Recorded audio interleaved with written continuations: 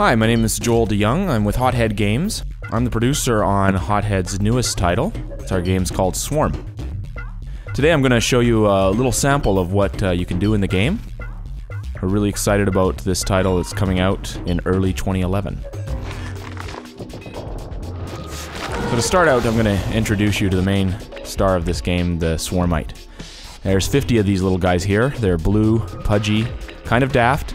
And they don't really have much concern about their own safety. Unfortunately, they live in a very, very dangerous world, and I'll show you more of that as we go along. You can see I'm platforming around here and jumping through the environment. There's no lead guy here. I'm actually just controlling all 50 guys at the same time. I can change the shape of my swarm. If I squeeze them together in a little huddle, they can, pass through narrower areas.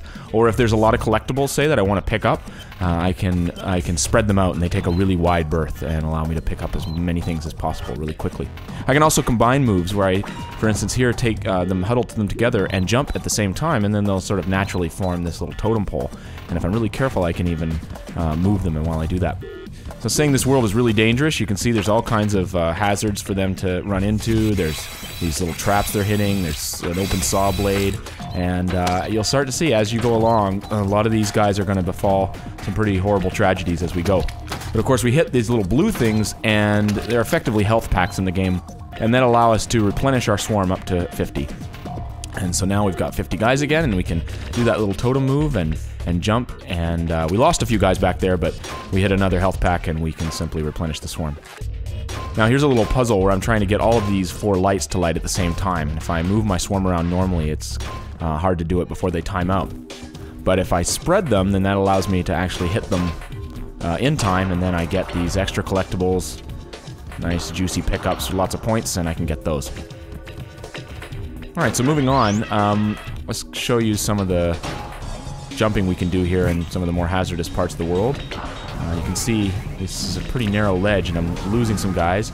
I'm leaving some collectibles behind there, so I can go ahead and do this totem move again, and if I'm really careful, I can walk along this narrow ledge and even collect some of these stacked up collectibles all at the same time. Now I have to be careful. If I move too fast, the totem will collapse, and then I'll start losing guys off the side again.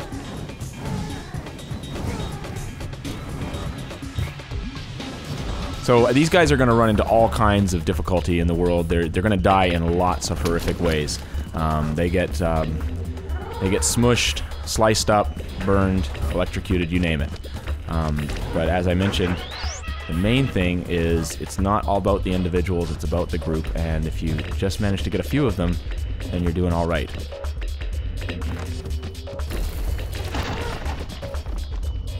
There we go, make that last jump. Let's see if I can get over here to the next health pack.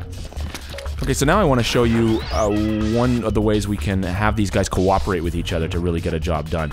Here we have this furnace belching out what looks like poisonous gas, and if I just try to walk them through that, any of the poor little Swarmites that hit that gas, they're suffocating and they're dead. So what I need to do is interact with this object, and when I do that, they all run about and try to find something to interact with. In this case, stuffing their bodies in these pipes, and that clogs up the whole machine, it blows up, and that clears up the gas. So those poor guys had to sacrifice themselves, but no matter, we just go up to the next health pack here and we can replenish the swarm again.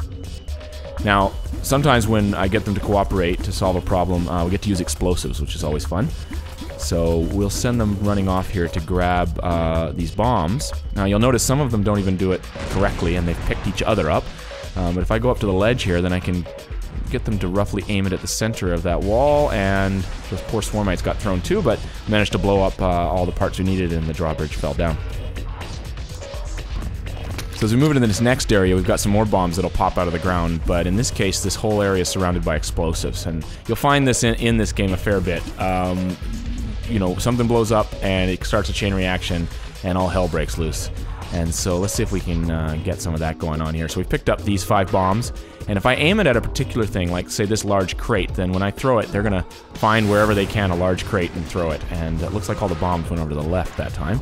That's alright, I'll get these pickups here, and maybe we'll grab some more bombs. Oh, ouch. Alright. I got 17 guys left. Let's see if we can get these bombs, and then we'll line it up and throw them over to the right here.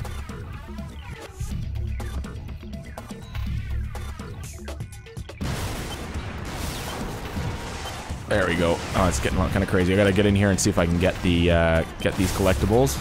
Try not to get too close. 5 guys left. I think we're gonna... maybe I'll go over here and get... replenish my swarm. Alright, so now I got 50 guys again. I can go get all these pickups and cleared out that area.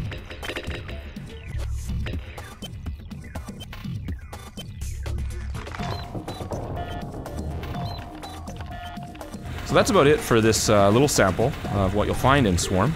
We've got lots more to show off in the game. It's going to be coming out in early 2011, and you can always stay up to date with the latest at our website at swarmites.com.